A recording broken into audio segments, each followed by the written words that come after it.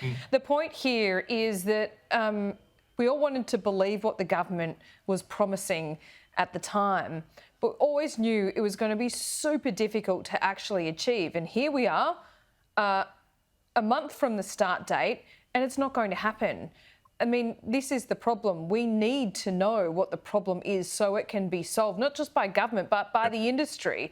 And instead, what you have is a bit of an arse-covering exercise. Well, look, putting the politics aside, I go back to that point of we've seen a massive change in the last 2 years, and that change is the good news I want to tell you about, because National Seniors said from day one of the Royal Commission we need to have more home care. The good news is between the time of the Royal Commission evidence being heard back at the beginning of 2019 and today, the number of home care packages has gone from less than 100,000 to now almost 250,000. So there are more and more people staying in their own home, not going into nursing homes. So I imagine part of that is because of COVID. It's also because that's what people say they want to do. So the occupancy rate of aged care has been falling, and the occupancy rate was about 96% when the Aged Care Royal Commission began, and it's down around the 86% mark now. So that's one good thing that's come out of the Royal Commission. There is more home care. And so I think people should recognise that there have been improvements, and also recognise that the vast majority of people are not in aged care homes, they're in their own home.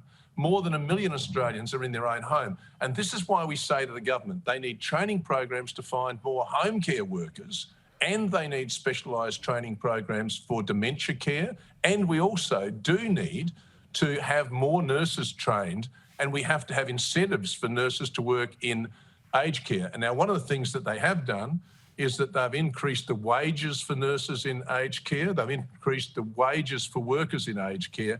And hopefully, when that comes in on July the 1st, that will encourage people to stay there.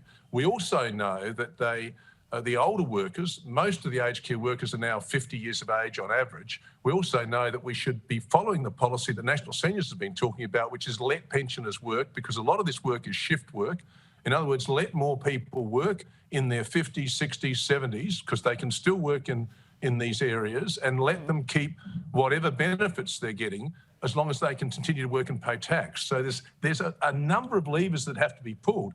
But the thing that we've got to remember is, and I heard the renowned demographer Bernard Salt say this the other day, he said we have got an aged care freight train coming towards us, because over the next 10 years, there are going to be more and more people reaching 80 and 85, and that's when you go into aged care. Well, Ian, it's good to talk to you, and I thank you for the positive news, and thanks for the answers that we couldn't quite get last night. Appreciate it. We'll speak soon. Well, when they do their first stock take after July the 1st, then we'll have some real numbers. I think those numbers will probably come through around August or September, because they'll have to obviously audit all the homes, and then we might have some numbers. And I look forward to talking again. Thanks again for your time. Looking forward to it, Ian. Thanks so much.